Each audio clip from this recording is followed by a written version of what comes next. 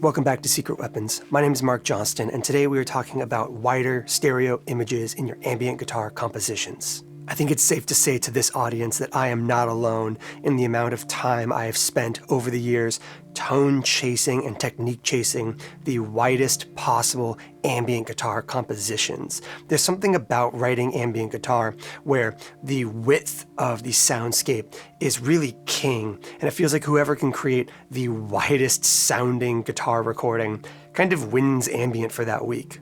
And along the way, I feel like I picked up some interesting tips and tendencies for creating the widest possible ambient guitar compositions and how it might not always just come from stereo gear. So those of you watching this video right now who are running mono rigs, some of this stuff actually will apply to you just as well as it will apply to people with the full stereo try-hard guitar rig. No offense to the try-hards, I am one of you. But before we get into it, if you aren't subscribed already, I would love it if you would hit that subscribe button down below. Maybe like the video or leave a comment letting me know what you think about this, if you found the kind of conversation on stereo ambience helpful. All that stuff really helps get this video in front of more people, helps grow the channel, and kind of allows me to justify spending more time doing unsponsored content like this on the channel. So let's get into it. There's two things I want to point out as we get into these tips and tricks. Number one is we're going to play effectively the same guitar part for all of these kind of examples and demonstrations so that you can hear the change in width from discipline to discipline. And number two is, with the exception of maybe one thing in this video, nothing we're talking about today is specific to the gear we're using. Almost all of this is designed to be applicable to whatever you use at home, whether you have the full try-hard stereo ambience board or whether you are somebody running a mono signal chain into a single amplifier with a 57 in front of it. Almost everything we talk about in this video will apply to you just as well as it will apply to anybody else. The singular exception to that is going to be this first tip, which is simply getting great stereo width out of stereo pedals. I know that sounds obvious, but there is a specific kind of stereo image that comes from single center channel dry guitar that is being used to generate stereo ambience from your wet effects. For this sample, we are using the Walrus Audio Chi Etherealizer, their new collaboration with Yvette Young that has stereo chorus, delay, an incredibly wide stereo granular sampler, and reverb. This thing is just kind of like instant ambience in a lot of ways and can be a really effective single tool for taking a simple guitar part and imbuing it with a lot of dreamy soundscape quality to it. So let's give it a listen.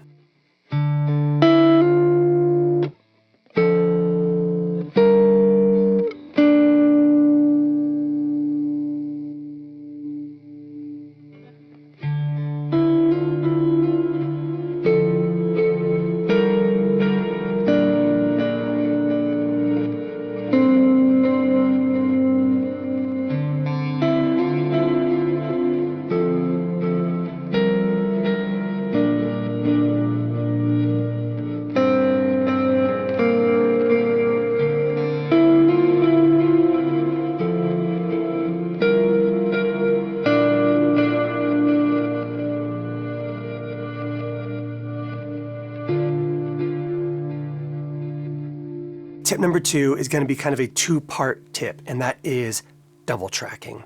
And I know that sounds kind of obvious.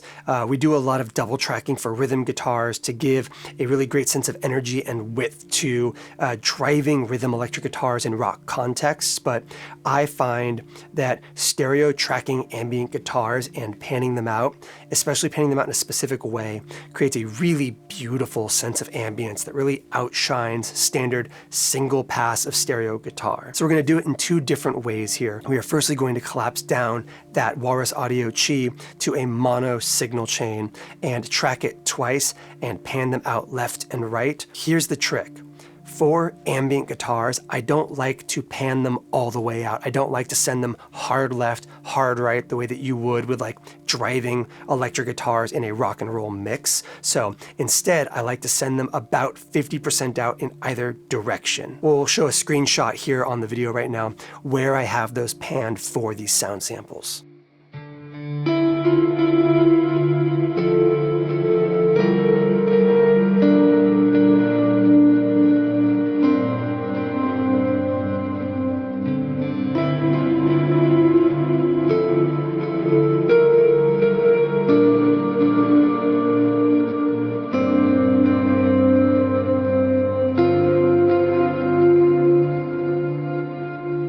As you can hear from that, there is a really great sense of width without losing center channel energy. The idea here is to create guitars that feel like they flow across the entire mix from left to right really seamlessly.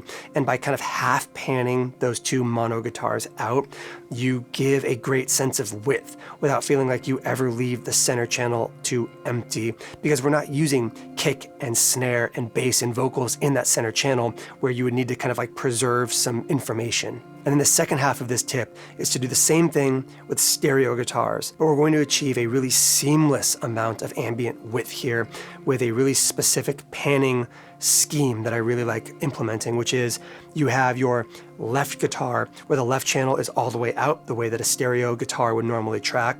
And then I take that right guitar and I pan it to like 3 o'clock on the opposite side and vice versa. So if you have these two ambient guitar tracks, you take the internal channels, you bring them up so they cross over just enough in the middle. Let's put a screenshot once again to showcase how we have these panned. And what that gives you is the ambient kind of width of the something like the Chi or whatever stereo delay or reverb you're using. You get that stereo information from that guitar, but you have it panned so it crosses over with its matched counterpart on the other side, which really creates this great sense of swirl across the mix. Let's give it a listen.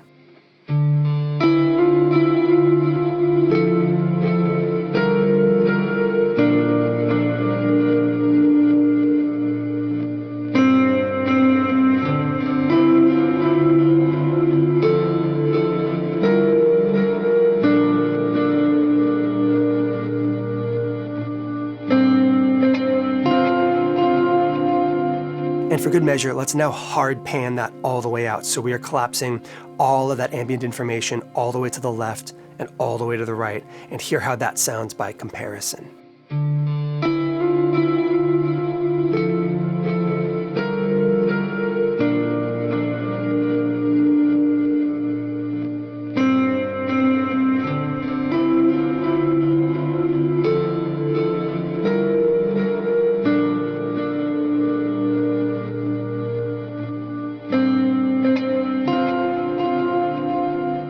And tip number 3 in this video is going to be what I would consider to be kind of my secret weapon of arranging ambient guitars.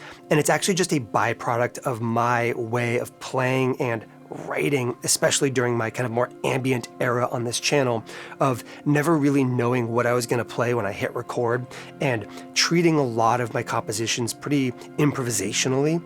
And that is to do that double tracking trick with the panning exactly how we have it set up, but to embellish the second take, to do something different on that second take. You are following the same chord progression, you are following mostly the same voicings, but you are picking moments to change the playing or add a counter melody or something along the way, just so that things will depart at unexpected moments in very musical ways. And I have found that this is one of my favorite ways of creating massive, wide ambient soundscapes.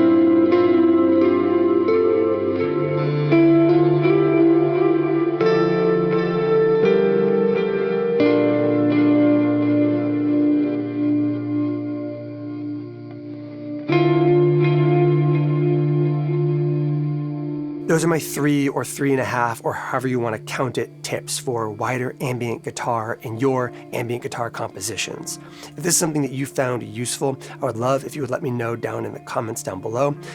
If you have any suggestions for future videos, you can leave them in the comments here or by joining my Patreon, link in the description, which will get you into my Discord, where we have a suggestion box as well as just a really great, pretty tight-knit community of people who talk guitar gear, music, cocktails, lighting setups.